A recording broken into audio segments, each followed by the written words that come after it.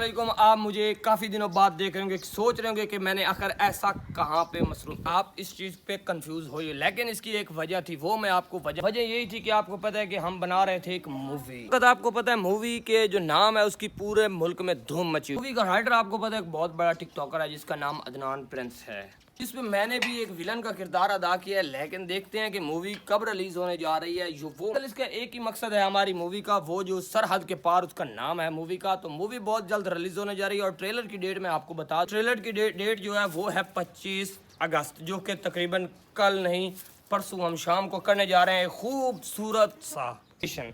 तो जश्न में हम हमारे पास आ रहे हैं एक बहुत ही बड़े टिकटॉकर स्टार जो हमारे ज़िला की पहचान है। तो उनका नाम बता दूँ तो वो हैं जनाब लाला तनवीर, जिनका नाम आपने सुना ही होगा क्योंकि आप टिकटॉक इस्तेमाल करते होंगे। तो यकीनन वो आ रहे हैं। हमारा 25 तारीख को हम ट्रेलर रिलीज़ करने जा रहे हैं। इस मूवी पे यार हमारा एक महीना लगा है, जिस पे हमने दिन रात मेहनत करने के बाद ये मूवी हम मुकम्मल करने में कामयाब हुए हैं।